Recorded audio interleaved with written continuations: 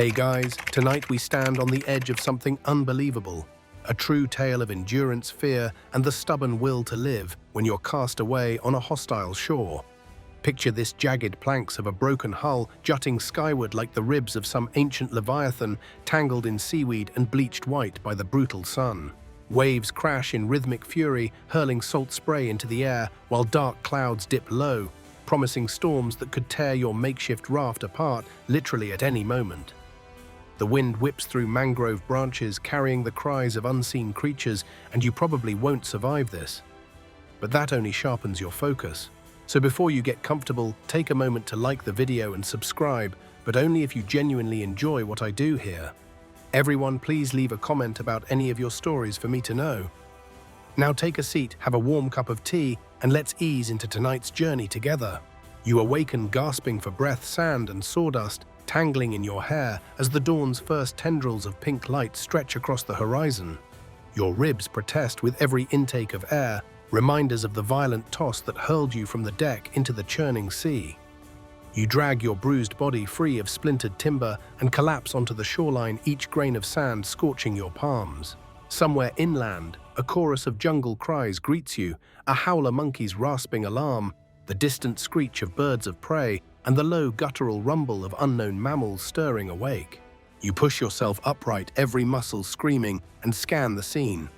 The island looms like a verdant fortress, steep rocky cliffs draped in emerald vines, swaying palm fronds casting dancing shadows on white beaches streaked with dark coral rubble. The smell of salt water mingles with the rich earthy scent of damp undergrowth, and you realize that you're staring down nature at its rawest. There's no harbor, no dock, no rescue party, just you, the wreckage, and 1,000 miles of open ocean behind. Your thoughts ricochet between panic and determination. You feel the sun's heat already building, and your throat feels like sandpaper. Dehydration could finish you faster than any predator. So your first instinct is to scour the debris. Broken reservoir bottles, crushed canteens, bits of plastic, piping all potential water holders. You fumble through scattered gear, ignoring the sting of splinters, until you find a half-intact section of life raft floor. It may hold water if only you can plug the worst holes. As you right the floater, you notice fresh footprints pressed into the wet sand, 2 sets leading inland. Someone else has been here, but are they friend or foe? Fear tightens your chest, but curiosity wins. You'll investigate later. Right now, every second counts against the sun. You scoop a handful of seawater into the raft's basin, tasting the acrid salt on your tongue and grit against your teeth. It's useless without purification, but it's a start. You recall a trick from a wilderness guide: boil seawater to trap condensation, then recollect the droplets, distill it. But without metal, without any clear vessel, the idea hovers at the edge of possibility. Still, you tuck that plan away for later. First, you need to know the lay of the land. Shakily, you stand and test your weight. Each step leaves an imprint destined to vanish with the next wave. You choose a path between mangrove clusters, their roots knotting the sand into a fibrous maze. Sap trickles from the bark like golden blood, and insects buzz in deafening clouds. You lift your hand reflexively, swatting at a gnat that lands on your cheek. Then notice your reflection in a slick rock pool, sunburnt skin, peeling dark eyes, ringed with exhaustion and a look that teeters between desperation and fierce resolve. Behind you, the wreck's groan echoes as a wave dislodges a piece of debris. Ahead, the jungle yawns, open shadows pooling beneath banyan trees. You breathe in, hardened by salt and fear, and take your first real step into the unknown. Every footfall reeks of uncertainty, but also possibility. This is day 1 of 1593. You're stranded, but you're not broken. You will learn to survive. The sun already rides high, its brutal rays hammering through the canopy and igniting every pore of my skin. My throat is a desert dry, cracked, begging for moisture. My lips split as I part them, a rasp escaping with every breath. You drag your fingers across your tongue, tasting nothing but dust and regret. Every step sends shockwaves of pain rattling through your skull, a pulsing reminder that dehydration is a merciless adversary. I press on, following a faint rivulet of runoff that trickled down from higher ground last night. Each footprint in the sand seems to scream, hurry, as though the island itself conspires against your slow, stumbling pace. The foliage around me is lush ferns unfurling like emerald scrolls vines, curling in tight knots, but not a single droplet glistens where you can reach it. The sun hisses through broken branches and sweat pours off my forehead in rivulets that evaporate before they can trickle down. In that moment, desperation flickers. You think of your water purification plan, the distillation trick. But to what end without the proper tools? The only metal you salvaged was a bent compass, its glass shattered. You wonder if you could melt sap into resin fashion a crude funnel. But sap is thick and sticky, and the thought of sealing a hole with goo that might poison your water makes your stomach churn. You stumble into a clearing where the jagged rocks form a shallow basin. Rain must have pooled here before evaporating in the relentless heat. You bend to peer inside and find a residue line of brown sludge at the rock's edge. A bitter taste lingers on your lips, even daring to imagine drinking it. Yet thirst shoves aside common sense. You grip a flat stone and scrape at the bottom, dislodging sediment. Finally, you cup your hands and gulp the tepid muck. Warm grit slides down your parched throat, and you cough, but relief, feeble, filthy, washes over you. You swallow again, the sludge coating every dry nook, and momentarily you feel life seep back into your limbs. That brief reprieve proves a cruel tease. Your stomach heaves with the sludge, but the water content seeps into your bloodstream, soothing the inner fire. You press your ear to the rock, curious if you can hear any distant trickle, but the only sound is your own rapid heartbeat. A vulture's cry pierces the silence as though mocking your crude indulgence. You recall something from a survival manual: roots of certain palms yield drinkable fluid if you slice them just right. You scan the grove of palms towering above their fronds, swaying lazily. Gathering courage, you unsheathe a small shard of hull plank, its jagged edge sharpened by salt. You crouch and pick a young palm shoot, slicing vertically along its fibrous surface. A faint dribble of clear liquid oozes out. Your heart pounds. This might be a trap. Saponins and toxins hide in plant water, but dehydration's scream drowns doubt. You hold your breath and taste the drop, cool, slightly sweet, with a hint of bitterness. You press the cut, watching a steady stream form. Carefully, you cup your palm and tilt it to your lips. The liquid slides down clean, fresh salvation, striking through your bones. Buoyed by this success, you fashion a crude spout by wedging a curved palm frond into the cut, guiding more fluid into your makeshift raft basin.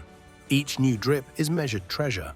You guard the healing liquid as though it were molten gold, but the relief fades with the breeze. You know these handmade wells are temporary. You need a sustainable source. You rise pockets lined with palm fibers and swear to explore deeper. Every leaf you brush through, every shadow you cross, you're tuned to signs of water. The chirp of distant frogs, the damp chill of earth beneath roots, the flight of birds spiraling toward hidden streams. The island whispers its secrets in the wind, and you strain to listen through the hammering in your skull. Parched lips now press sap-damp fibers to your mouth, and you taste victory, bitter but potent. Your limbs steady with regained energy, you stand tall in the clearing. The sun beats down, but you feel a spark of triumph. You might die of thirst tomorrow, but today you've cheated death once more. A hot haze clings to the jungle as I step beneath the dense canopy, each breath heavy with humidity and earth. You drag your weary feet through a carpet of decaying leaves, the perfume of rot mingling with the sweet tang of orchids hidden high above. Hunger claws at your insides, a dull ache that sharpens with every growl of your empty stomach. You press on, determined to coax nourishment from this wild cathedral. Your first foray into foraging feels like a blind leap. You remember the guidebook's warning, only eat what you can positively identify. But survival isn't a leisurely hike through a botanical garden, it's a gamble. You crouch beside a cluster of glossy green fronds sprouting near the base of a massive kapok tree. The leaves look familiar, similar to edible ferns you once cooked. But the smooth stalks give you pause. You break off a tender shoot and bite. A crisp snap resonates. You chew carefully, the flavor echoing the faint bitterness of spinach. Encouraged, you swallow and wait. Moments pass in tense silence. Your stomach churns, then settles. No cramps, no nausea, just a quiet reassurance. You harvest a few more fronds, stowing them in the side of your tattered shirt. Further on you spot spiky clumps of grass with swollen bulbous roots. Could these be wild onions or a poisonous relative? You dig around with a broken branch until you unearth a fist-sized tuber with pale flesh. You slice off a thin strip and hold it between your fingers, testing for the slightest tingling. It remains benign. You roast the strip on hot coals from last night's fire, still warm and glowing beneath your shelter. The heat brings out a nutty aroma. You taste it raw, first earthy and crisp, then cooked soft with a mellow sweetness that reminds you of chestnuts. You pop another piece into your mouth, relish the satiation flooding your body. Your stomach rumbles its approval, but you're not yet sated. Leaning into a thicket draped with thick vines, you notice small yellow fruits clustered like grapes. Your mind flashes to a caution: many wild berries kill faster than thirst. You pluck one, crush it between thumb and forefinger. It stains purple. You brush it on your inner wrist and wait for irritation. 30 seconds tick by. Your skin stays calm. You press the berry to your tongue, tart, almost citrusy, with a seed that snaps delicately. You swallow 2 more and feel a cool rush sliding through your veins. Victory tastes like sunshine and tang. Insects buzz all around, but you steel yourself for the next stretch of trial and error. You spot a beehive tucked beneath a fallen log. The golden comb glistens with honey, a treasure trove of calories. The thought of raw honey, sweet and sticky, ignites a spark of glee until you recall the swarms of angry bees. You forage through your pack of debris and find a scrap of cloth. You dampen it in water from your palm-drip reservoir and drape it over your head as a makeshift veil.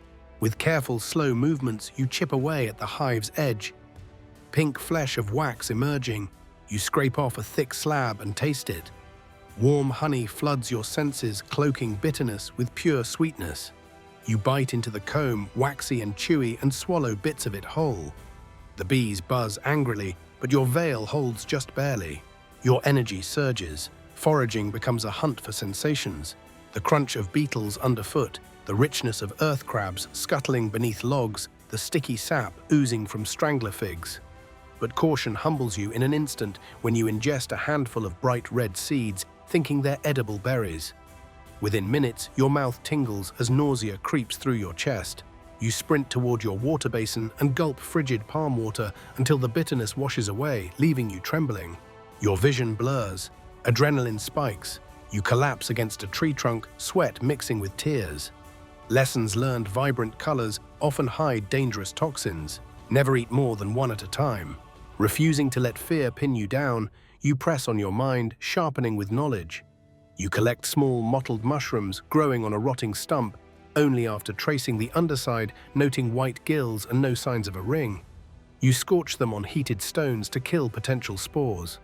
The texture is chewy, almost meaty, and the flavor mild. You marvel at how this island confounds you, life and death intertwined in every sprout.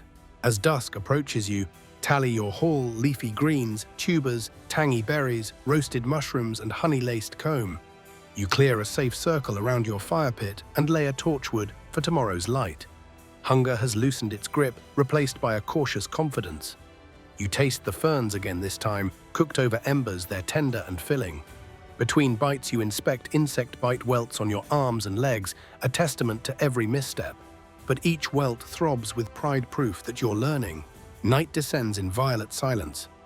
Before you hunker down, you carve tally marks into a fallen branch. 3 days stranded, 30 root candidates tested, 1 near-fatal mistake. You smile at the absurdity of counting failures as achievements, but this is your new metric for progress. As you wind down your fire, you remember the cheeky reality check: you probably won't survive this. Yet here you are, breath warm against the cooling air belly, no longer hollow, mind racing with the next day's possibilities. Tomorrow you'll dive deeper into the undergrowth map, the island's edible regions, and refine your techniques. You'll build on today's small victories and avoid yesterday's near disasters. For now, you let the darkness cradle you, the moonlight filtering through palms to cast gentle patterns on your shelter. In the hush, you feel a fragile thread of hope weaving through your exhaustion. This is your 3rd day in paradise, and despite the peril, you're beginning to feel at home. Night falls with a velvet hush, and the cold seeps into your bones, proof that fire is more than warmth. It's survival's heartbeat. You awake to dying embers, plumes of grey smoke curling skyward, like the ghost of yesterday's hope. You rub your eyes against the grit, remembering each futile spark, every tinder pile that smoldered, then drowned. Now, as dawn threatens, you vow today you'll master fire. You sort through the wreckage scattered beyond your shelter, fishing out splintered planks, shredded life jacket straps, and torn canvas flaps. Each piece is potential fuel, if only it would catch. You kneel by last night's hearth, its ring of stones darkened by soot. With deliberate care, you rebuild the base, a flat surface of fine palm fibers layered beneath slender twigs stripped of bark. Next, you weave in shreds of canvas, whispering fervent encouragement as though your words could coax flames from reluctant tinder. You take the bent compass housing, a thin strip of metal, and fashion a rudimentary scraper by sharpening one edge on a rock. The idea is simple: create sparks by friction. You wedge the compass casing against a sandstone flake and strike with a chunk of quartz you pried from the shore. Each strike sends a glint through the air, but too often sparks fizz out, landing on damp fibers that hiss and smolder without bursting into flame. Frustration coils in your chest, lava-hot anger over wasted efforts that leave you colder, hungrier, more vulnerable. You pause, dripping sweat onto the fibers, the line between success and failure microscopic. Questions surge: is the compass metal too soft? Is the quartz too worn? You sift through debris and find a shard of mirror, part of an instrument panel. Its sharp corner promises a harder strike. With renewed hope, you position the mirror shard on solid ground. You angle the metal strip against it and swing the quartz like a hammer, sparks spraying like fiery droplets. This time a single ember flickers bright, then fades. Your heart thuds. You shield the ember from gusts, coaxing it with gentle puffs until it glows. With trembling fingers, you transfer the ember into the tinder nest. It spins orange, then yellow, feeding on fibers and strips of canvas. You blow slowly, counting out breaths, watching as the glow leaps to life. A thin wisp of flame flickers 2 inches, 4 inches, then licking at the twigs above. Your breath catches. You cradle the flame within a makeshift windbreak of flat stones, feeding it stray shavings of palm bark that crackle and smoke before igniting. Heat radiates instantly, flushing your cheeks and banishing the brittle chill of dawn. You toss on more twigs, then sticks, then larger branches, until the fire roars, a living creature that snaps and roars, casting dancing shadows on the surrounding trees. The warmth soothes your trembling arms and revives your damp clothes. You press a hand to the blaze, feeling its pulse resonate through your bones, affirming that you are still alive. This victory, however, is tempered by practicality. You know rain can whip down without warning, and one sudden downpour could extinguish your triumph. You scan the jungle canopy eyes, tracing the silhouette of a massive fallen log overhead. You haul it several feet away and elevate your fire pit on flat stones, creating a shallow pit 5 inches deep. Then you fashion a crude roof using long palm fronds, pitched like a tent to shield the flames. It's shaky, but it's something. Next comes cooking. You wedge the speared roots and tubers from yesterday's foraging into the coals, the edges charring, then crackling. You harvest fresh water lilies from a nearby tidal pool after testing their safety by touch and taste, and thread them above the heat using a bent branch as a spit. The lily roots steam, releasing a sweet, starchy scent. Steam rises in tendrils, mingling with smoke and the earthy perfume of damp woods. You watch hungrily, heart thrumming to the rhythm of the fire. While food cooks, you experiment with other uses for flame. You light small torches of resin-soaked wood, dipping fronds into near-dry sap you collected earlier. Once lit, the resin torch blazes bright and steady, giving you portable light for nighttime forays. You test its burn time, walking the island's edge and noting landmarks you couldn't see before: piles of bleached coral, a narrow inlet carved by tides, a fallen coconut palm spanning 2 boulders like a natural bridge. Fire's glow also keeps predators at bay. Last night you heard tigers of the air owls, hooting bats rustling in dense tangles, but none ventured close to the flames. They respect fire the way they fear thunder. You reinforce the perimeter with sharpened sticks, forming a loose palisade that flashes menacingly in the firelight. As the day heats up, the fire offers a refuge, a circle of warmth beneath a rustling canopy where you mend your wounds. The gash on your arm, part of Section 7's tail, won't wait, and you use the heated knife edge of the compass strip to cauterize edges before bandaging with strips of shirt. The fire's antiseptic smoke mingles with the sting of fresh wounds, reminding you that survival often demands pain. Late afternoon sun bleeds low, and you decide to conserve fuel. You bank the coals with ash and cover them with damp soil to keep embers alive for tomorrow. You channel a measured pride. This flame will rage at dawn, even if your hands are too numb to strike a new spark. Before you shift into rest mode, you pause at the hearth and trace its blackened stones with a finger. This fire born of frustration, ingenuity, and sheer grit symbolizes something deeper, the spark of resilience that refuses to die, no matter how many times it's smothered. And in the vast silence of the island, broken only by the crackle of wood and distant bird calls, you feel a fierce connection to every human who ever trembled before an unyielding wilderness and chose to light a fire anyway. Tomorrow you'll refine your methods, collect tinder during the day, carve a permanent scraper from hardwood, and elevate your hearth with stones hauled from the shore. But tonight you sit by the roaring blaze, flesh warmed and spirit rekindled. You sip cool rainwater you harvested yesterday, tasting smoke on your tongue, and marvel at how a single flame can transform a deserted island into home. A sudden thunderclap fractures the sky as you tighten the woven palm frond roof above your hearth. Grey curtains of rain hammer down, drumming on the canopy in a wild cacophony that drowns out every other sound. You press your back against the smooth stones of your elevated fire pit, staring as sheets of water race off leaves in silver rivulets. The shelter groans under the assault fronds, bending like bowstrings about to snap. You grip the central support, a stout branch hands slick with rain and excitement. This is the test you've waited for, survival's true crucible. Rainwater sluices across the makeshift roof, flooding toward the lowest edge. You scoot around and shove a half-cut log into position, creating a spillway that directs the torrent away from the hearth. Golden sap pools at the log's base, sticky and fragrant, but you pay it no mind. Your fingers sting from cold and adrenaline, yet you refuse to retreat. Each drop that fails to breach your defenses feels like a small triumph. Below the shelter, you check the coals. Faint embers glow through the ash, stubborn sparks refusing to die despite the damp. You gently brush ash aside with a flat stone, fanning the embers with a palm frond torch until they blaze anew. The heat sears your face, driving away the chill that seeps through every layer of clothing.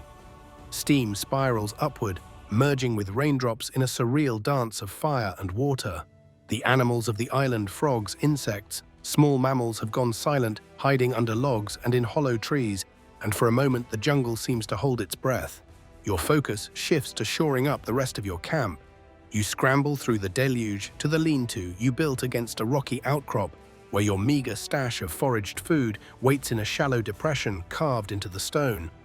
You shelter the tubers and mushrooms with broad leaves, stacking stones around the edges to keep the water at bay.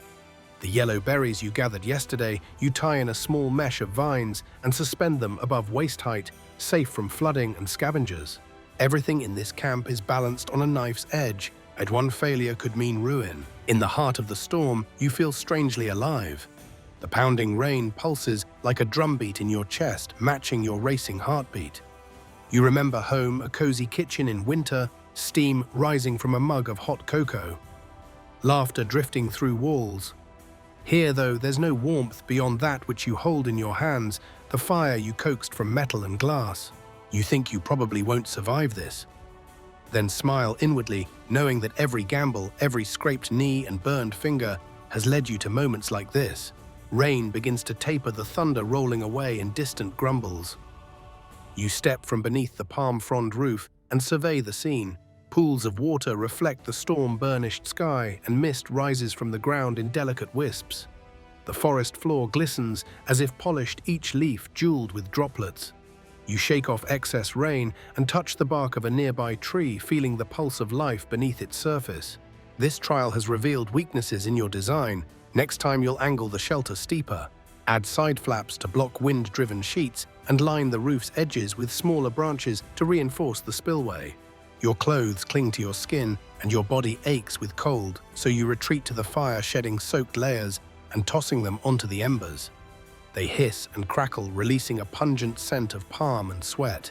You stretch out toes, touching the warm stones, and close your eyes, letting the fire's heat seep into every chilled fiber.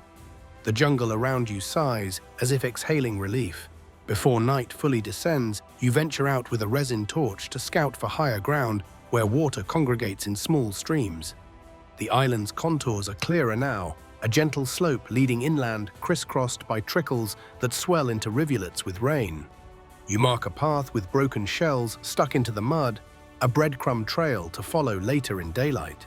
You spot a cluster of boulders forming a natural alcove where water pools in shallow basins, tomorrow's destination for a more permanent camp. Lightning flickers, illuminating distant cliffs in stark relief. The world feels vast, ominous, and intimate all at once. You tuck those revelations into your mind as you return to the hearth. The fire burns steady now, fed by larger logs you salvaged earlier.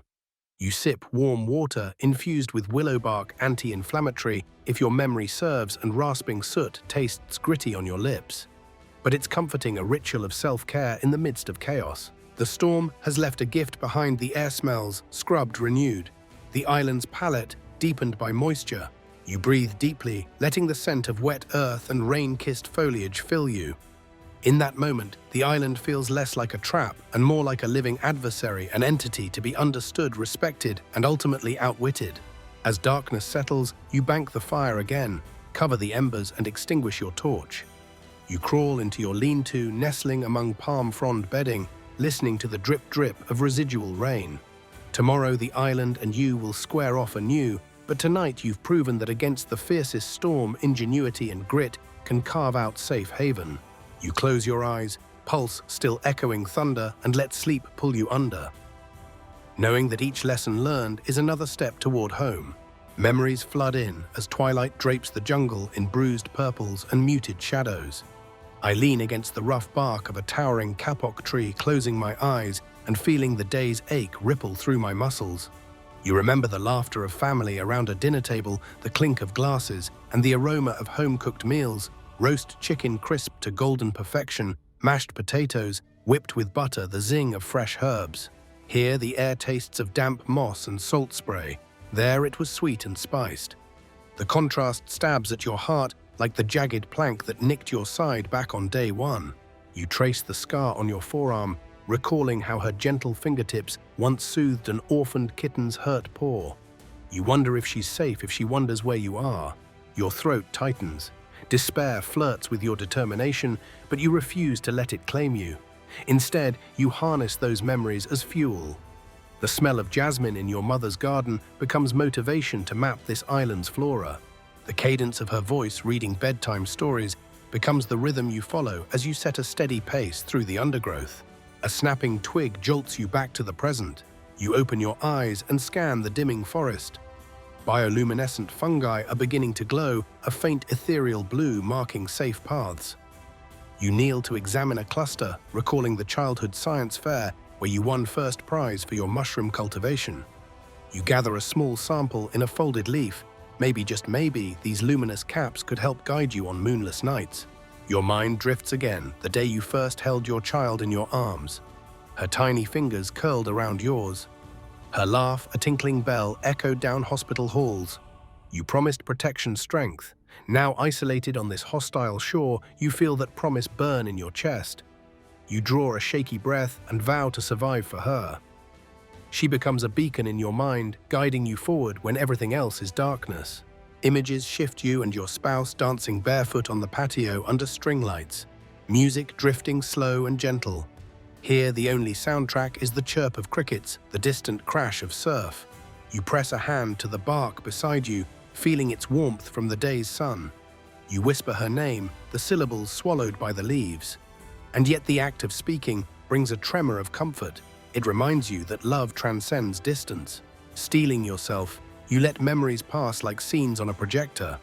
Childhood campouts under starlit skies, hot cocoa, warming cold hands by a crackling fire, echoes of simpler survival.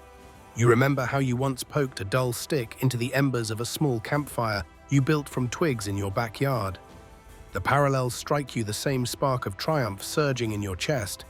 You smile, tasting soot and nostalgia. Night deepens, and a soft wind whispers through the fronds. You rise, determination hardening in your bones.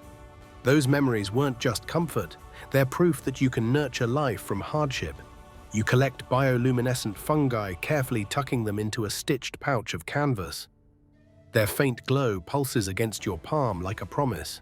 As you head back to camp, you scan the path by fungus light, each step precise. Fallen logs entangled with vines become clear markers. You pause at the edge of your cleared area, take in the outline of your shelter, the banked fire pit, the still hanging mesh of berries, everything crafted with hands both fearful and resolute. You recall the first time you held a hammer, the sweat and sawdust in your hair, and how that simple act of building gave you pride. Here you hammer stakes to reinforce your shelter's windward side, picturing yourself back in the workshop you once shared with friends, crafting furniture for a living. The rhythm of driving the stake into the earth is hypnotic, a melodic reminder that creation can flourish amid ruin. You finish with a final stake and step back. The wind picks up, but the lean-to holds firm. A sliver of moon emerges, illuminating your domain. You watch bioluminescent fungi glow along the perimeter like silent sentinels. You feel a quiet peace, an unlikely calm after the day's mental storm. Tonight, memories have been both pain and power. They remind you of everything worth fighting for and everything you've already overcome. You drift to your makeshift cot of woven fronds, the fungi's glow casting shifting patterns on the canopy. You slip into sleep, memories still dancing behind closed lids, fueling dreams of rescue and reunion. This is day 6. You carry home in your heart, letting it guide you through every shadow, every trial. Dawn breaks in bruised apricot hues, and as you stretch, a sharp tug in your side steals the moment. Yesterday's scramble across slick rocks left its mark, a deep gash, raw and seeping, that aches with every breath. You press a trembling hand to the wound, tasting copper on your fingers. Blood beads at the edges, and you realize survival requires more than ingenuity. It demands medical courage. You rise on one knee and shuffle to your fire pit, peeling back damp leaves that shielded your supplies. Time is against you. The morning sun will bake you swiftly, and infection could turn this island retreat into your final resting place. Walking feels like wading through pain, each step jarring the wound wider. You grip the rock beside you for support and draw a slow, steadying breath. First, you need clean water. The palm frond reservoir you built during Section 2 offers a steady drip. You cup your hands and funnel the water into your raft basin, then dip in a strip of cloth torn from your shirt. The fabric absorbs the dripping droplets. You wring it out, watching muddy sediment swirl away. This is as sterile as it gets. You dunk the cloth again this time until it runs clear and squeeze fresh water onto your wound, feeling the stinging bite of cool liquid on torn flesh. The pain flares and you grit your teeth, letting tears blur your vision. Next, you fashion tools. A shard of glass from a broken bottle lies half buried in soot beside the fire. You retrieve it carefully, its edges glinting lethal, and place it on a flat stone warmed by the morning embers. You heat one edge until it glows red, sterilizing it. The metal strip from the compass housing acts as a clamp handle. You wrap its base in cloth for grip. Using the heated glass, you cauterize the wound edges. A hiss of burning tissue fills the air, and you exhale a sharp gasp as the smell of burned flesh mingles with smoke. But you see the wound seal slightly bleeding, slowing to a trickle. You rinse the glass in clear palm water and let it cool. With bleeding under control, you prepare a bandage. You tear a larger swath of shirt into strips, then braid 3 together for strength. You soak the braid in a natural antiseptic sap from the mangrove trees which you tested earlier and found mildly antibacterial. It's sticky and pungent, but you massage a thin layer around the gash. You wrap the soaked braid around your side, pulling snug but not too tight. The makeshift bandage presses against the cauterized wound, and you knot it securely, tucking the ends beneath the final coil. Your body trembles from adrenaline and pain. You slump beside your fire, cupping a small bowl of boiled root water, sweet but gritty, and sip slowly. The liquid soothes your throat and offers a momentary reprieve. You swallow hard and draw your knees to your chest, head bowed against the morning breeze. Each breath still sends jolts through your side, but at least you're not bleeding onto the ground. Still, raw emotions flood you. Fear seeps in. What if the wound reopens? What if toxins set in? You recall a lesson from a wilderness medic video. Changing dressings daily and monitoring for swelling or redness is crucial. You steel yourself with memory and determination. You'll check every sunrise and sunset, keep the area clean, and reinforce the bandage with fresh strips when needed. You remind yourself surviving 193 days requires pacing care and small, consistent acts. Pain ebbs slightly, and you rise, testing your weight. Muscles protest, but you hobble to your lean-to, where your medical kit waits, bits of cloth, a sharpened metal strip, and a vial of sap. You sit on a flat rock and inspect the bandage through slats in your makeshift shelter roof. The wound bleeds no more, but oozes pale fluid. You unwrap carefully and peer at the flesh-pink edges, growing faint scabs. You clean the area with fresh palm water, gently patting with a clean strip of cloth. Each motion echoes with soreness. Then you reapply sap and rewrap the braid, knotting it just so. Your mind drifts to the absent comforts of home. Antiseptic wipes, sterile gauze, a caring hand to hold you. Here, isolation magnifies every fear. Yet you clamp down on self-pity. This island is harsh, but just no favoritism, only consequences. You survived hypothermia, dehydration, near poisoning, and storms. This is another trial, but you have the skills, the grit, and the will. By midday, the sun is unrelenting. You retreat to your fire shelter's shade, wrapping a loose cloth sleeve around your bandage to protect it from grit and sweat. You fetch a cluster of cool moss from a shaded rock pool, moss known for gentle, soothing properties, and tuck a handful between your shirt and skin just above the dressing. It might draw out inflammation and feels cooling against your burning flesh. Hunger gnaws again, but you dare not push your body too hard. You forage a few of those tart yellow berries from your suspended mesh, allowing their tang to distract you from the ache. You wash them in the palm-drip water and mix them with roasted roots over a low fire. Each bite sends a jolt of flavor and vitality. You chew slowly, savoring energy that seems to seep into your limbs, bolstering resolve. As afternoon haze settles, you decide to inspect the island's hazards. You know fresh wounds attract insects and predators. You carry a resin torch crafted during Section 4 and cautiously sweep the nearby underbrush. Small rodents dart away, and insects buzz angrily at your flame's glow. You note a cluster of fire ants immigrating toward your sight. With a sharpened stick, you dig a shallow trench around your camp, filling it with smooth river stones to deter the tiny invaders. It's a tedious chore, each stone heavy and slick, but you persevere. By evening, you feel both exhaustion and accomplishment.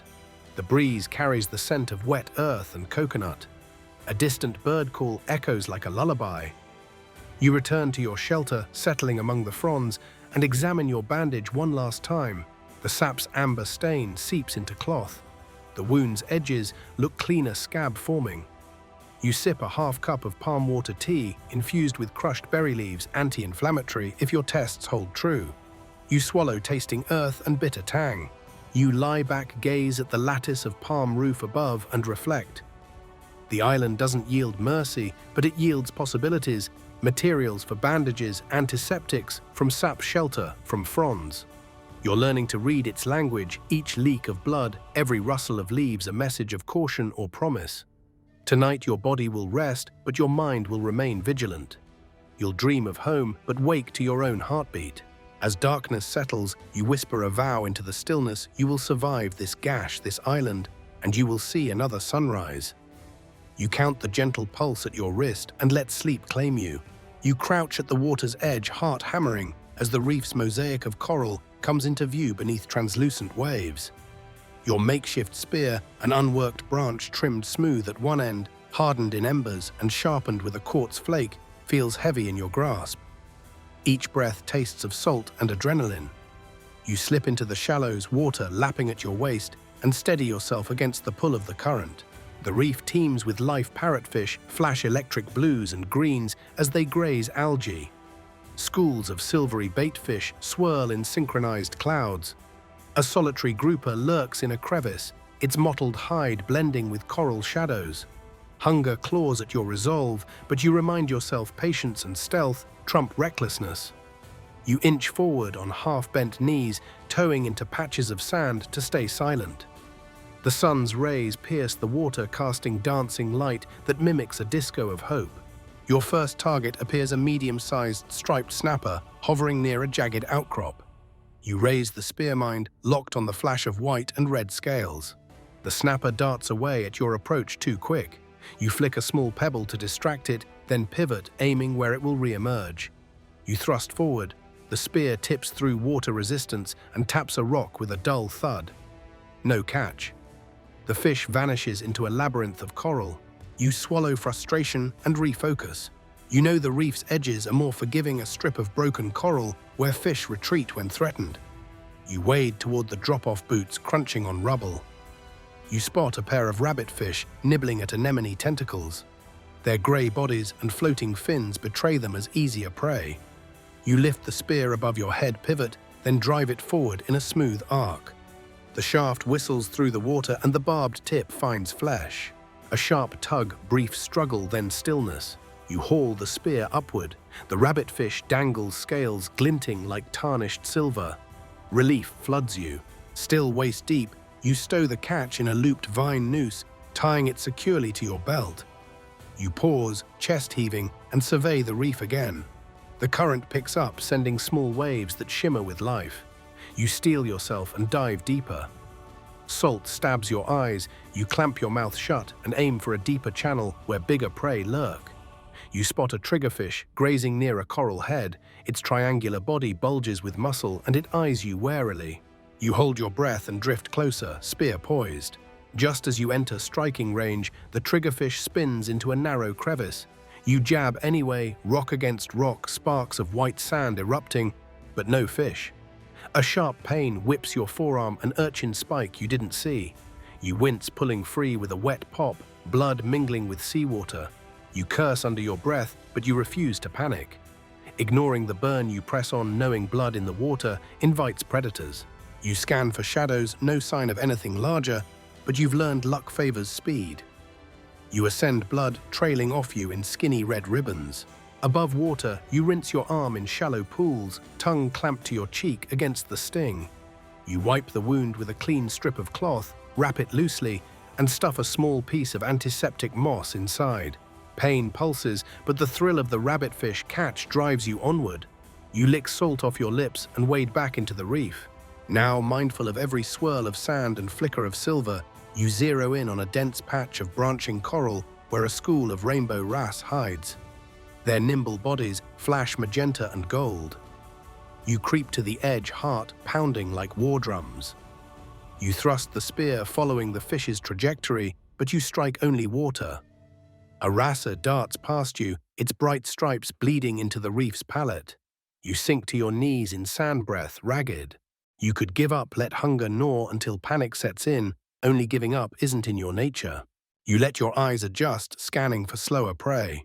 A small lobster clings to an overhang antennae, waving like feelers probing for safety. You pivot carefully, angle the spear above the shell, and bring it down in a decisive jab. You feel the snap of exoskeleton, then lift the lobster free. Victory tastes like brine. You secure the lobster beside the rabbitfish on your vine belt and rise, muscles trembling. Your haul isn't enough for a feast, but in this place enough is triumph. You surface and gather the speared bounty into your arms, chest heaving with relief. Your skin prickles not just from cold water, but from the electric rush of survival. You scan the horizon. The sun hangs low, painting the reef in molten gold. You boat forward, hands trailing through the current, and carefully climb back onto shore. At camp, you approach the fire pit before rebuilding the cooking area. You light your embers, the flame dancing to meet the sea breeze.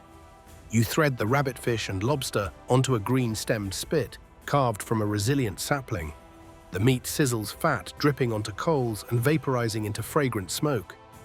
You breathe it in deeply, smoke mingled with ocean tang, and flip the spit, watching flesh caramelize.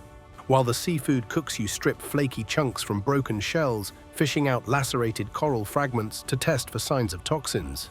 You recall the cautionary tales of reef cuts turning septic. You crush antiseptic moss in your palm and press it against your forearm, puncture binding it tight. Every cut here demands vigilance. Dinner is a feast of rare luxury, tender seafood dripping with juices, a drizzle of wild honey from comb shards saved earlier, and roasted tuber slices to soak up the brine. You eat slowly, savoring each bite as though it were your last. The flavors flood your senses, salty, sweet, smoky, and you feel the ocean's heartbeat sync with your own. Gorged and warmed by the fire, you lean back against a stone belly full and soul replenished. The reef's trials taught you humility. Its rewards grant you strength. You glance at the sparkling horizon where waves slide silently toward oblivion and promise. You tuck the remaining shellfish in a hanging vine basket, skimming the evening breeze as protection. You plan tomorrow's dive at dawn's first light, mapping food-rich zones and avoiding hazardous spikes. Night descends, and you bank the fire for the last time, embers glowing like watchful eyes. You rest beneath a blanket of stars, the reef's lullaby echoing in your dreams, whispers of currents, distant calls of night fish, and the steady pulse of the sea that both threatens and sustains you. Night falls with a velvet darkness so complete it swallows the circle of torchlight whole. You lie awake on your woven fronds, listening as the jungle shifts from chattering daytime creatures to secretive nocturnal prowlers.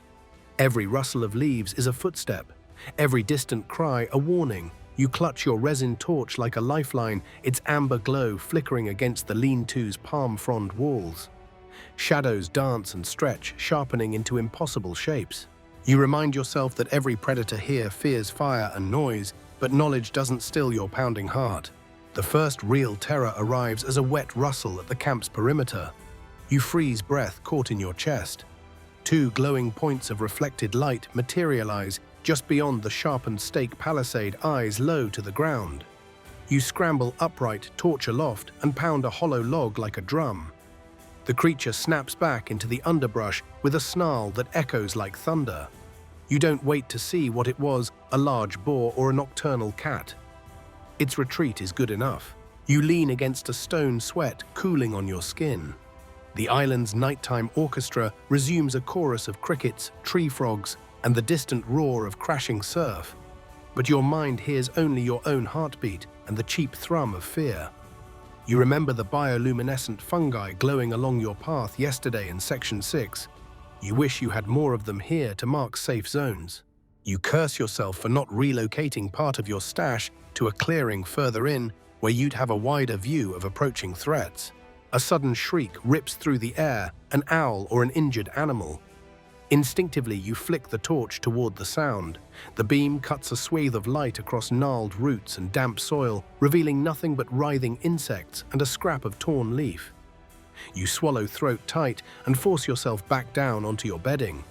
You wrap a loose strip of cloth around your knuckles and grip the sharpened spear you use for fishing, holding it like a stubborn anchor against panic.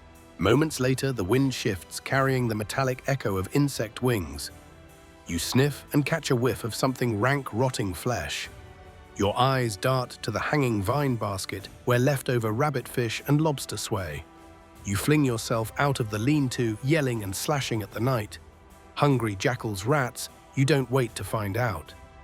You kick the basket to the ground, scattering shell and meat into the sand. The smell is grotesque, but by dawn, you'll have harvested another meal. Right now, you need silence and sleep. Back in the lean-to, you wipe sweat from your brow and untie one of the bioluminescent mushrooms you saved.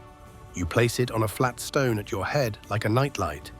Its faint blue glow pulses against the palm wall, a reminder of Section 6's memory-driven ingenuity. It's not much, but it eases the darkness enough that your eyes can distinguish friend from foe. You take one long, slow breath, letting the faint glow anchor you. Then comes the lullaby of crocodile dung sunscreen, a callback to the first days when you smeared paste on your arms in fear of sunburn. Now that foul-smelling concoction doubles as insect repellent. You reach for the small pouch of hardened paste, rubbing a tiny amount across your exposed arms. The stink is terrible, but when a cloud of mosquitoes swoops low, they veer away, buzzing angrily at the air you breathe. You close your eyes, comforted by the absence of bites. Small victories matter here. Just as you drift toward exhaustion, the ground trembles gently. At first you think it's a tremor, the island's hidden heartbeat, but then the tremors escalate into a low rumble. You sit bolt upright and slash the torch around, illuminating collapsing rocks on the cliffside behind your camp. A minor landslide sends stones skittering, some thudding dangerously close. You throw your torch into the sand and sprint to the palisade, grabbing stakes and reinforcing a loose section with a makeshift knot. Pebbles rain down around you, but the fire's smoke and the torch's light keep larger animals at bay. When the tremors cease, the jungle holds its breath once more. You slump back against a sturdy log skin, prickling with adrenaline. Your body trembles not from cold, but from the raw cocktail of fear and relief. You dab at your eyes, which sting with sweat and tears. You whisper a shaky encouragement. You've faced storms, dehydration wounds, poisonous mistakes, and now this. You can handle it. You collect another glowing fungus and break it into pieces, placing fragments around the perimeter like silent sentinels. You reposition your torch to cast a wider cone of light. You strip a long vine and wrap it around the upper stakes, tightening the palisade against any further rockfall. Every action steadies your mind, pulling you from the brink of terror. Finally, you lie back down, the torch's orange halo dancing above you. Fungus glow at your shoulder spear within reach. You close your eyes and focus on a breathing rhythm, 4 counts in 6 counts out, anchoring yourself to the present. The rain from Section 5 still drips in distant hollows, and the surf's steady roar is your lullaby. As fatigue washes over, the sounds of the island blend into white noise. In that space between wakefulness and sleep, fear loosens its grip. You dream of sunlit beaches, of a rescue helicopter's whir, of the moment you'll collapse into arms that love you. And then, mercifully, you slip under.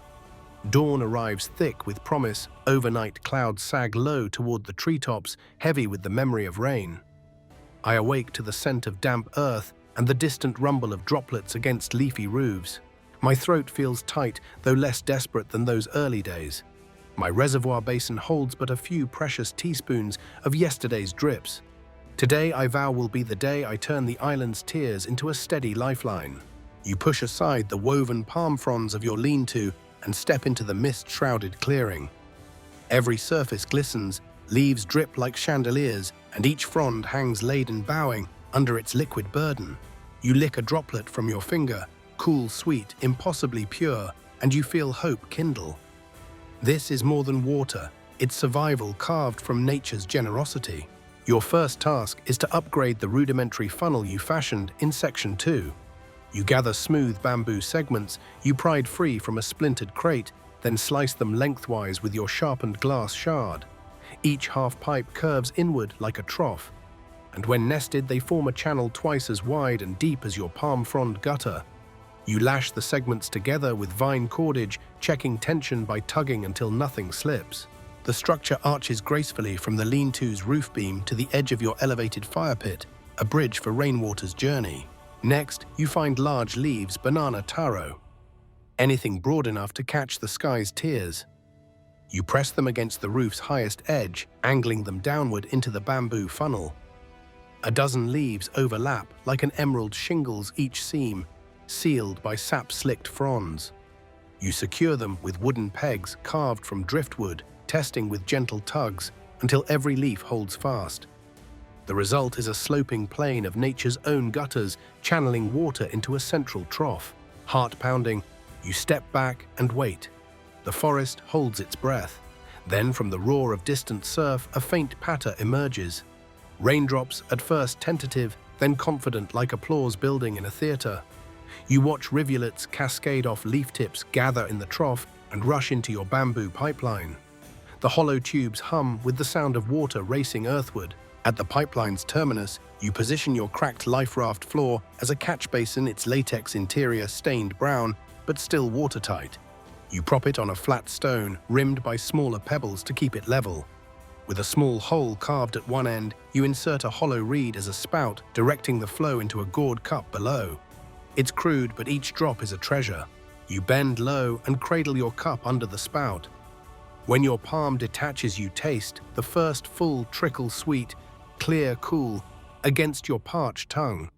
You hold the cup aloft like a chalice, marveling that this island, once your greatest threat, now sustains you. You drink deeply, feeling liquid warmth flood your body, soothing sunburn, pain, and fear all at once. But you're not satisfied with a single cup. You drag a shallow wooden trough from your cooking area and slide it under the raft basin. Now the morning's first shower fills enough for 2 days of survival rations. You test the water with crushed berries, no bitterness. You light a small fire beneath a hollow coconut shell to boil a liter's worth for storage, then let the rest cool to room temperature. While the water boils, you reflect on everything you've learned to read the sky's grey palette, to partner with trees instead of war against them. You measure rainfall by taste and volume, scribbling rough tick marks in the sandy soil as a log. 5 cups in the first downpour, 7 from the second. You calculate that with a half-hour shower, you can harvest 30 cups, enough to drink, to cook, and to bathe a grimy wound if needed. When the rain pauses, you dismantle your collection system to relocate it nearer the inland springs you scouted in Section 5. You hoist the bamboo funnel to the fork of a sturdy branch above a moss-lined hollow in the forest floor. There, runoff combines with natural seepage, a double bounty. You lash the funnel in place, adjust the leaves to optimize catchment, and stabilize the raft catch basin on a bed of moss to cushion impacts. You label this new station East Ridge on your mental map. You inspect the hollow's water, a milky stillness disturbed by trickling drips, baby frogs squatting at the edges. You gulp a cup before testing, then boil another. You savor each sip, feeling the water carve pathways through your limbs, rebuilding strength. Back at camp, you gather empty coconut shells, 3 halves, and stack them beneath your lean-to. When the monsoon resumes, 3 additional catch basins fill at once, tripling your yield. You rig a lid of woven vines with a weighted stone to keep out debris. You lean on a bamboo staff, surveying this small oasis of innovation. It humbles you, a life sustained not by luck, but by partnership with the island's rhythms. Later, you trench around the camp's perimeter to direct excess water toward young palms you planted from scattered seeds, a fledgling grove you hope will yield fruit and shade.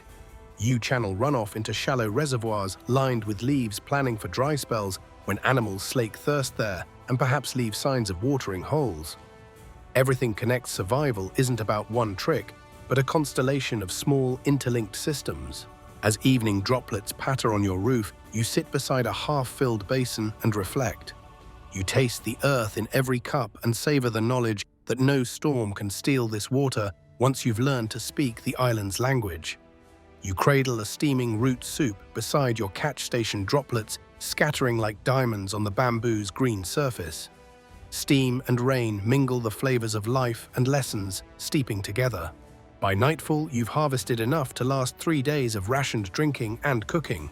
You sip a final cup before extinguishing your fire, the water's warmth comforting against the cool mist. You slide into your frond bedding, eyes heavy but mind alight. You feel gratitude not only for the rain, but for your own ingenuity sparked on day 2, honed ever since. Tonight you sleep with the gentle drip-drip of your pipeline echoing in your dreams, a lullaby of perseverance. The island's tears are now your lifeline, each drop a promise that you will endure until rescue finds you or you find your way home. The horizon shimmers like a mirage, heat-hazed waves, warping distant shapes into phantom vessels. You stand atop the driftwood pile you built in Section 14, torch in hand, scanning eastward, where the sea meets sky. A swell rises, and for a heartbeat it isn't water at all, but the curved bow of a ship, its silhouette promising salvation. Your heart thrums so loud, you fear it will echo across the water. You raise your torch fingers, slick with sweat, and wave frantically. The shape holds majestic in its stillness, then dissolves into wavering air as the swell falls. Disappointment crashes through you, harder than any wave has yet. You slump onto a sun-bleached log, lungs heaving. Months of solitude have sharpened every hope into a knife edge of longing, and you taste salt on your tongue as tears sting your eyes. But you remember the lesson from Section 9's night terrors: fear can be conquered with action. You push yourself up dust sand from your knees and scan the skyline anew. The midday glare tests your vision, but you force each blink into a countdown: 3, 2, 1, and the phantom bow vanishes again, swallowed by heat waves. You swallow pride and retreat to your fire shelter, mind brimming with possibility. Rescue won't find you on its own. You must send a signal they cannot miss. You rummage through the debris from Section 4, unearthing lengths of life jacket straps and a shard of reflective panel saved from the ship's instrumental crate. You recall whispered strategies from survival manuals. A mirror flash can catch a pilot's eye from miles away. You fashion a crude signaling mirror by affixing the panel shard onto a flat piece of driftwood, using vines to lash it in place. Armed with your sun reflector and torch, you climb the highest outcrop you discovered in Section 5, a jagged limestone bluff that juts from the shoreline. Each step sends loose stones tumbling below, marking your ascent with rattling warnings. At the summit, wind yanks at your clothing, and you brace yourself, torch beside you on the rock. You hold the mirror up to the sun, angling until a beam of light shoots across the sea like a lighthouse's kiss. You snap your wrist in a practiced arc flash. Dark flash, dark, hoping for a response. You spend hours practicing the rhythm, 10 flashes a pause, 10 more. Your arm aches from the weight of the mirror, but you grit your teeth and persist. You scan the horizon for any sign, a glint of steel, a curl of smoke, wings slicing through clouds.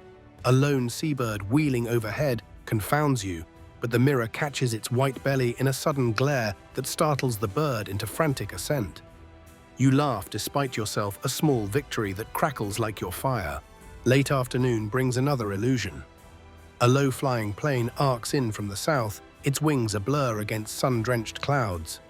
You throw your weight behind a mighty flash, the mirror singing in your grip. Your chest flares with adrenaline, but as the plane banks, it vanishes around a cloud bank, leaving you blinking at emptiness. A sea breeze chills your sweat, carrying the echoes of your hopes fading into the wind. Frustration pulls in your gut. You descend the bluff, stumbling over roots, and return to camp coated in dust. You collapse beside the catch basin and stare at the still water, imagining a rescue boat unloading paramedics. But you know this island dispenses no favors. You'll have to manufacture your own luck. You breathe in, tasting grit and resolve, and rise to build a more conspicuous beacon. You gather stones charred by fire, blackened and light trapping, and arrange them in giant letters on the beach, SOS. Each rock you place against the pale sand feels like a plea carved into the earth. You clear a slash of dark seaweed beneath the letters to sharpen contrast and haul larger boulders to outline the pattern. The ocean laps lazily at the lower letter, threatening to swallow your message, so you reinforce the edge with driftwood stakes. You stand back to admire this makeshift runway for hope, then wipe sweat from your brow. As dusk approaches, you prepare the final act. A signal fire powerful enough that should someone cruise close, they'll see it by night. You drag fuel-damp palm fronds, broken crates, shards of resin-soaked wood from your shelter, and pile it at the western edge of the SOS. You break open coconuts, tucking husks between the kindling to intensify the flames.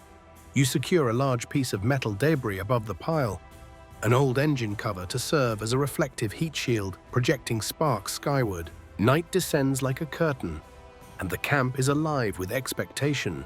You light the kindling beneath the metal drum with a torch sparkling from Section 4's ritual. Flame erupts in a roar, tossing embers into the starless sky. Smoke spirals upward in a silver pillar, visible far beyond your line of sight if anyone is watching. You whip your mirror into action, catching the firelight and casting dancing glints across the beach, a beacon for the lost. You stand sentinel for hours, alternating between stoking the flame and sweeping the mirror's flashes across the ocean. Each cough of wood makes your heart leap. Each spray of sparks feels like a whispered prayer. Your body trembles with anticipation and exhaustion, mind locked on the possibility of being found. Just before dawn, as the fire's glow fades to embers, you catch movement at the water's edge. A small rowing skiff, its bow cutting through shallow surf. You lurch forward, spear in hand, more as a compass of focus than a weapon, and rush down the bluff's path toward the shoreline. Every footstep echoes through the hollow hush. Is this real? By the time you reach the sand, the skiff is mere yards away, carrying two figures whose silhouettes dissolve into morning haze. You sprint, chest straining, and scream out, waving arms, shadowing the rising sun. They freeze, blink, then begin to row toward you with determined strokes. Relief washes through you so violently, you stagger, tears blinding your vision. When they haul the skiff ashore, you collapse into arms that belong to strangers but feel like salvation incarnate. A medical pouch and camera flash dance before your eyes, and you wrap your arms around the nearest rescuer, gratitude outpacing all exhaustion. You'll live to tell this story, to share every heartbreak and triumph. In that moment, first light glows warm as promise. You've beaten the island's tests, danced with mirages, and willed rescue into existence. You stand unsteady but alive and breathe in sea air, heavy with salt and victory. Silence settles over the island like a soft blanket as you awake to the gentle murmur of waves mingling with the rustle of leaves. Your muscles ache from yesterday's ascent and the endless vigilance of your signal efforts, but today you embark on an inward journey. Loneliness, once a hollow void, now echoes in your bones, inviting you to confront the fears you buried beneath action and routine. You rise and step into the clearing, feeling the weight of solitude lift with each breath. The fire pit from Section 4 still stands, ash-cooled but ready for revival. You scoop a handful of embers, breathe life into them with careful puffs, and watch tiny flames dance upward. They remind you that even a spark can grow into something sustaining, a truth you've lived since day one. You sit beside the flames, knees drawn to your chest, and close your eyes.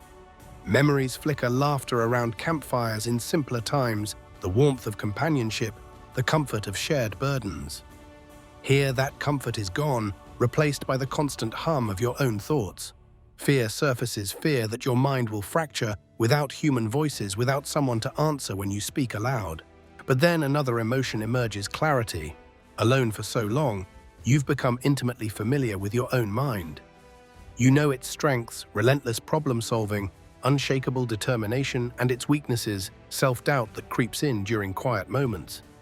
You take a deep breath and let the island's rhythm seep into your awareness. The steady crash of surf, the soft patter of early dew, the whisper of wind through palms. You rise and pace in a circle around the fire, each step measured. You recall advice from a survival therapist video. When isolation overwhelms you, create routines and rituals to anchor your psyche. You decide to formalize your rituals: morning embers, revival, midday reflection walk, evening water gathering ceremony. These patterns will carve order from chaos. For your reflection walk, you wander toward the East Ridge station you built in Section 10. You carry a small bound journal of bark pages tied with vine cordage. There, beside the dripping pipeline, you sketch crude maps and note feelings. Hunger controlled, fear acknowledged, hope flickering. Writing by lamplight of bioluminescent fungi feels sacred. A conversation between past and present selves. As the sun climbs, you practice a mantra: I am here, I am learning, I will endure. You whisper it into the mist, letting each repetition carve grooves of confidence in your mind. You feel calm, grounded by words you craft yourself. The loneliness doesn't vanish, but it softens, transformed into solitude, a space for growth. Returning to camp, you collect smooth stones from the beach, each one cool and solid in your palm. You place them in a circle around your sleeping area, counting 15, the days since your first night etched into memory. Each stone represents a lesson: thirst, hunger, cold, storm, injury, fear, mirage, etc. The circle glows guardian-like beneath palm fronds. Exhausted but centered, you revive the fire once more. Sparks fly, igniting twigs, and you watch flames rise, mirroring the resilience stirring within. The fire's warmth spreads through you, bathing your doubts in light. In the dance of flames, you glimpse your reflection, weathered but unbroken. Tonight you'll lie beneath starlight, the stone sentinels standing watch. You'll trace constellations overhead, recalling stories learned around ancestors' fires. This island has stripped you bare, but in that stripping you've discovered your core. You are not just surviving, you're evolving. You close your eyes to the crackle of the fire and the pulse of your mantra echoing in your chest. Here, in solitary communion with nature and self, you are whole. The morning light brushes the canopy in pale gold as you wake from dreams of rescue helicopters and muddy shores. Your body aches from yesterday's climb and the relentless signal fire, every sinew reminding you of the toll this island has exacted. But today is different. You're on the cusp of something decisive, the culmination of every lesson etched into your muscles and mind. Final preparations await. You swing your legs over the edge of your woven cot and rise the cool air pressing against your damp skin. You rub the sleep from your eyes and stretch, inching out stiffness with deliberate movements. Your gaze drifts to the lean-to's fire pit, ashes cold but ready, and to the pile of driftwood and charcoal you stockpiled during Section 11. They are the raw materials for your ultimate signal blaze. But first you must ready every element: fuel, tinder, reflective surfaces, and vantage. Stepping into the clearing, you run a hand along the row of sharpened stakes from Section 9's palisade, checking each knot and stake for fraying vines or rot. You replace 2 weakened ties with fresh cordage made from braided palm fibers, tensioning them until each stake stands firm. The sharpened points glint like silent watchmen, a reminder that nothing here is left to chance. Next, you gather tinder for the signal: dry palm fronds, resin-soaked kindling, and shredded canvas from the life raft. You arrange them in 3 distinct piles at the western edge of the SOS letters you carved into the sand in Section 11. The piles form a triangular pattern, 2 at the tips of the SS and 1 at the base of the O. This geometry ensures maximum visibility from air and sea. Each pile is mounted on a small platform of driftwood, elevating the flame and providing airflow for a fierce burn. You then retrieve the reflective shards stashed beneath your lean-to mirror fragments, polished metal panels, and the signaling mirror you fashioned. You lay them on large flat stones, angling each to catch both the sun and the flames you will soon ignite. The panels form a glimmering turret that, when struck by light, will scatter flashes across the horizon. You test angles, tracing the mirror's gleam through palm trunks until you catch a sparkle on the farthest tree line. It's perfect. Fuel consolidation follows. You haul larger driftwood logs from the high tide line, twisted bleached trunks heavy with saltwater's memory. You crack each with brute strength, splitting them into smaller rounds. The scent of sun-bleached wood mingles with salty breeze as you stack logs in interlocking tiers atop the ready tinder piles. Each split log promises hours of slow burn, the deep embers necessary for a billowing column of smoke by night. Your stomach rumbles, fuel for body and fire, both required. You turn to your foraging stash: roasted tubers from Section 3, honeycomb shards tucked away since that daring hive raid, and the last of your reef catch from Section 8, preserved in saltwater and wrapped in banana leaves. You feast, deliberately savoring every chew as though tasting rescue itself. Energy restored, you feel the familiar surge of resolve blazing behind your ribs. Now you must ensure fallback measures. You retrace the path to your East Ridge water catchment station from Section 10, testing its flow and clearing any debris. You refill your gourd cups with fresh rainwater, a final ration for tonight's vigil. You lock the bamboo pipeline with a vine latch so it won't shift under wind or animal curiosity. You whisper gratitude to the island for this lifeline, a silent promise to return. Back at camp, you gather tools: the sharpened glass-tipped compass strip, your spear knife hybrid, and a length of sturdy vine for emergency repairs. You stash them within arm's reach of your signal site, tethered to stakes, so you can react swiftly should the wind shift or fuel smolder unpredictably. Midday sun climbs overhead and sweat pours freely. You pause at the lean-to's threshold and watch your domain, the palm frond roof pitched against wind. The fire pit armored with stone barriers, the SOS letters crisp against ivory sand, and the tinder fuel assemblies waiting like sentinels. Every element whispers promise. As afternoon approaches, clouds mass on the horizon, perfect for smoke contrast. You prepare your fire starters: magnesium shavings, scraped from a corroded metal box, found among the wreckage, fluffed into curly shreds and sprinkled among the tinder mounds. With this, even damp wood and resin will blaze. You wait. The air is charged with anticipation. The island's hum muted in reverence. A stray bird circles overhead, its cry shuttering through the hush. You cup your palm over your mouth, exhale steady breath, and prepare the final spark. With a firm grip on your compass strip scraper and mirror shard in hand, you strike hard against a quartz flake blade, whirling sparks flaring into magnesium shavings. A whoosh follows, and suddenly the tinder erupts in fire. You blow gently at first, nurturing orange tongues, then step back as the flames leap skyward. The driftwood logs catch hissing and spitting sparks, ribbons of smoke, twisting into the sky like a dark banner. You place a mirror fragment to catch the sun's dying rays, sweeping it in wide arcs across the blaze. Golden light scatters off the smoke column, each flash a beacon in miniature. The heat builds, and you feed the fire, steadily tossing in resin-coated sticks to intensify the blaze. Smoke billows in thick plumes, carving a jagged silhouette against roiling clouds. Then, as dusk falls, you light your torch from the main flame and circle the SOS letters, setting small brush piles alight at each letter's corner.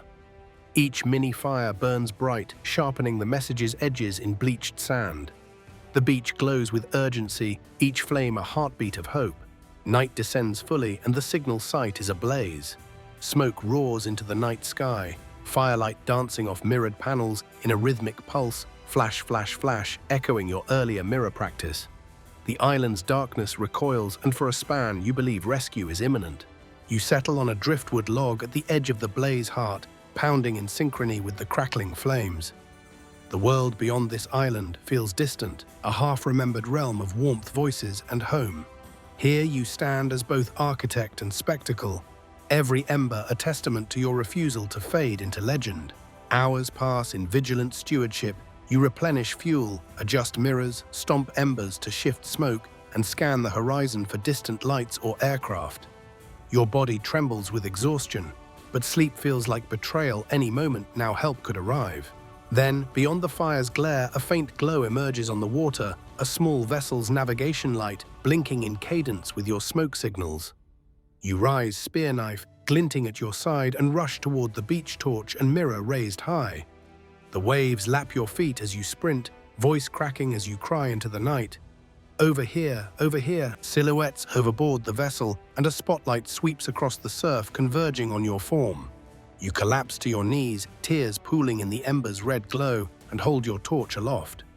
The ship's horn blasts a deep call that vibrates through bone and soul. You've done it. Every scar, every sleepless night, every triumph and terror has led to this moment. Rescue has found you at last. You stand at the crest of the limestone bluff as the late afternoon sun bleeds gold across the horizon.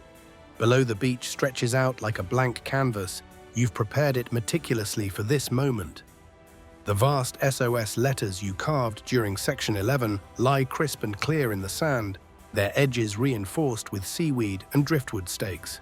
Behind you, your signal fire setup looms 3 tinder piles arranged in a triangular pattern, a turret of mirrored panels catching every shaft of light, and interlocked driftwood logs split for slow-burning embers. This is the culmination of every lesson you've learned, an orchestration of flame reflection and geometry designed to pierce the sea's horizon and summon aid. Your heart hammers as you descend toward the beach, each step echoing with anticipation. You carry a bundle of resin-soaked kindling strapped to your back, and the signaling mirror in your hand. The air tastes of salt and smoke, and you feel the island's pulse vibrating beneath your feet. You pause at the edge of the O, inhaling deeply, tasting hope for the first time in months. Your throat tightens. This moment could change everything. You crouch at the first pile of tinder, a shallow basin of shredded palm fibers liberally sprinkled with magnesium shavings. With a practiced flick of your bent glass scraper warmed from earlier flash practice, you send a cascade of sparks into the fibers. They ignite instantly in a burst of white-hot flame. You hold your breath as the fire leaps upward, licking at the resin-coated logs behind it. Within seconds, a column of smoke spirals into the sky, dark and insistent. You move swiftly to the second pile this time, fanning the embers with a palm frond torch until they roar tongues of orange flame, roaring to life. A metallic clang echoes as you strike the rescue mirror against quartz, catching the sun's dying rays and directing brilliant flashes across the blaze. Light and smoke intertwine in a primal dance, the beach alight with urgency. By the time you ignite the third pile, the triangular perimeter glows fiercely. Smoke thickens, billowing like a living creature, drifting eastward where passing ships or low-flying planes might see its contrast against pale skies. You retreat to the center of the SOS letters and kneel, pressing your palms against cool sand. Your breath comes in ragged gasps as you watch the blaze transform your camp into a beacon. Above you, circling gulls wheel in agitation, drawn by the commotion. Their cries blend with the crackle of burning driftwood. You lift the mirror and sweep it in wide, methodical arcs, flash, flash, flash, each gleam a plea for rescue. The heat from the fires washes over you, sticky with sweat, but you barely notice. Your focus is absolute. This is your lifeline. As the sun dips below the horizon, you stoke the flames with fresh resin logs, each addition intensifying the smoke column and heightening the fire's glow. The mirrored turret panels, angled on flat stones, catches embers and sunbeams alike, sending hundreds of brief, brilliant reflections outward. You alternate between torchlit flashes and mirror signals, a relentless rhythm honed from months of practice. Night descends and the darkness presses close.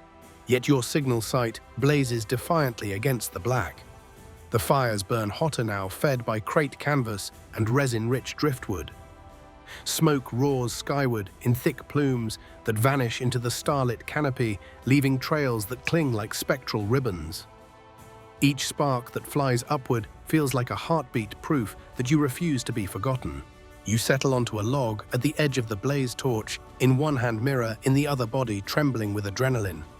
Your mind flashes back to the day you first sparked a tiny ember in Section 4, how far you've come from that fragile glow. Now you command roaring infernos and orchestrate light and shadow across miles of ocean. You taste dust and salt on your lips, yet it feels sweeter than any honey you've savored. Hours pass in a tense vigil. You feed the fire, adjust mirror angles, stomp out small flare-ups, and sweep the mirror in silent salutations to the unseen horizon. Your shoulders ache, but you won't rest until you see a response. The island around you sleeps under a vault of stars, but here at your signal site, you are wide awake, hope and fear entwined in every flicker. Then in the hush between breaths, you catch a distant glow on the water, a faint rhythmic blink that matches no star. Your heart stutters. You rise, calling out into the night, voice roar, here over here. Firelight dances across your face, illuminating tears and a fierce grin. The glow on the water grows 2 points, then 3 navigational lights cutting through the smoke-draped night. Adrenaline surges and you sprint toward the shore, spear knife slung at your side like a talisman. The sand shifts beneath your feet, embers crackle behind you, and the mirrors flash once more, this time in answer to the blinking lights offshore. You dive into the shallows water, swirling around your calves, and wave with everything you have. Torch held high. Silhouettes emerge on a small patrol boat, its prow slicing through black water toward you. A spotlight flickers, sweeping the beach before locking onto your figure. You feel your knees buckle, relief crashing over you in waves more powerful than any storm. You collapse onto the sand, tears streaking through ash and sweat, and raise your torch in triumph. 2 rescuers leap over the gunwale boots, thudding on wet sand. You crawl toward them, latching onto outstretched hands like a lifeline. The boat's engine hum throbs through the night air, a mechanical heartbeat heralding rescue. They drape a blanket over your shoulders, and the ship's spotlight bathes you in brilliant white light, illuminating every scar, every glint of smoke in your hair, every spark of life in your eyes. As you're guided aboard, the patrol boat's deck feels surreal beneath your bleeding feet. You turn for one last look at the island, your crucible, your adversary, your teacher. Its fires still smoldering, its silhouette etched against the night sky. You nod in silent gratitude and farewell. Climbing into the cabin, you sink into a seat as the engines purr to life. A medic hands you warm water and a steaming mug of tea. The simplest comforts you've craved. For 593 days, you cradle the mug, warmth seeping into your hands, and let exhaustion claim you at last. Tonight you rest knowing the island's smoke and flames have etched a path to safety. Rescue has arrived, drawn by your indomitable spark. You step onto the deck with knees trembling like fragile reeds in the wind, the patrol boat's hull humming beneath your weight. Fresh sea air, untainted by smoke or sweat, fills your lungs, and each gulp of cold breeze tastes of redemption. The rescuers guide you toward the cabin. Bright lights replace the flickering glow of torches and signal fires, and you press a hand to your chest, feeling the steady pulse of a heart that refused to surrender. Inside, warmth and safety swirl together, soft blankets, steady voices, the hum of engines replacing crashing waves. A medic presses a warm compress to the bandage on your side, clean and sterile, and you exhale as relief washes through you. You catch your reflection in a polished metal panel, haggard eyes ringed with fatigue, cheeks hollow but cheeks dusted with ash. In that flash you see not just the man who boarded this vessel, but the soul forged by 1,593 days of solitude, struggle, and indomitable will. They offer you tea, one sip, and memories flood home kitchens, loved ones' laughter. The clink of porcelain in the morning light. You cradle the cup, letting steam swirl across your face like a gentle benediction. They ask your name, where you came from, and you answer in a voice both weary and whole, "I'm me. I'm the one who refused to quit."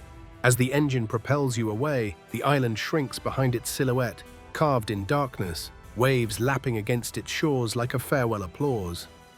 You watch the faint glow of your signal sight flicker one last time, smoke trailing upward until it dissolves into starlit sky. Gratitude wells in your chest for every ember you coaxed to life, every drop of water you harnessed, every fear you conquered.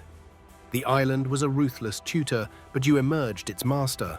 They wrap you in a blanket and offer a sandwich, cold, simple sustenance that tastes luxurious after months of foraging for roots and fish. You take tiny bites, marveling at texture and ease of use, and each chew grounds you further from the island's raw demands. Around you, rescuers exchange quiet smiles, nodding in respect.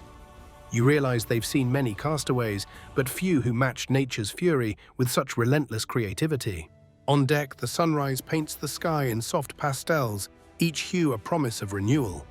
You step into the morning light and press your palm to the rail, feeling the sun's warmth seep into chilled bones.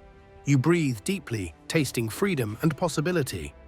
Behind you, the island's cliffs recede. Ahead, the endless ocean carries you home. In your pocket, a small shard of your signaling mirror catches the dawn. You hold it aloft, angled, so a fragment of sunlight dazzles across the deck, a final nod to the months you spent worshipping fire and light. The sparkle dances across the waves, the world reflecting your triumph back at you. They ask if you need anything else, water blankets, medical attention. You shake your head, heart full. Just, "Thank you," you whisper, voice thick. You look toward the horizon where sky and sea merge and feel the weight of days lift in tandem with the vessel's steady pulse. This moment is yours, a crossing from survival to living, from earthquake tremors and storm-rent nights to stability and warmth. You close your eyes, wind in your hair, and let gratitude wash through every scar and sinew. The island taught you to fight, to innovate, and to endure. Now rescued you carry its lessons within the spark that ignited amidst wreckage, the resilience that refuses to die. You step below deck, cup of tea warm to your lips, and allow yourself to rest. The boat hums gently cradle-like, carrying you away from desolation and toward reunion. And as you drift into a quiet slumber, you hold a single truth close: you survived 1,593 days on a deserted island, and that endurance has forever changed who you are. The heat of the rescue vessel's lights softens into a gentle glow as you settle into a deep recline, each breath unfurling like a sigh of relief. Your limbs, once coiled like springs ready to snap, relax into the embrace of cushioned seats. Outside, the ocean's vast expanse whispers against the hull in rhythmic cadence, a lullaby echoing the heartbeat you fought so hard to preserve. Your mind drifts back to the island's raw lessons, thirst met with ingenuity, wounds cauterized by fire's sting, hunger eased with foraged roots, and loneliness transformed into a silent companion. Yet now, in this moment of respite, those trials fade into memory's tapestry, their edges softened by the promise of home. You feel the warmth of a blanket against your skin, the soothing sensation a balm to months of relentless exposure. Eyes half closed, you reflect on the first dawn you witnessed on that forsaken shore, the ache of salt-burned skin and the thrill of sparks against tinder. Today's dawn brought rescue, a spectrum of pastels dancing across a sunrise that felt like a benediction.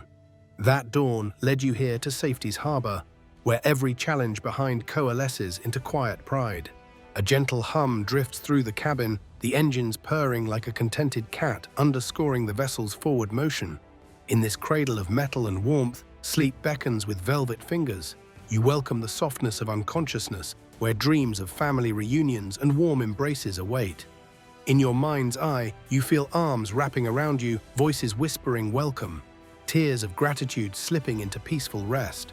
As droplets of condensation bead on the cold window panes, You cradle the fading warmth of your teacup between chilled hands. The liquid's last warmth seeps into your bones, a final gift from the island's fireborn rituals and the rescuer's compassionate hands. You close your eyes fully now, surrendering to the promise of rest, each breath guiding you further from survival's edge. Tonight you will dream not of struggle, but of home's soft beds, familiar laughter, and the gentle cadence of ordinary days. And when morning comes, you will awaken restored, carrying the unbreakable spark kindled by almost 593 days alone on a deserted island, a spark that will burn within you always, and within you always, and within you always, and within you always, and within you always, and within you always, and within you always, and within you always, and within you always, and within you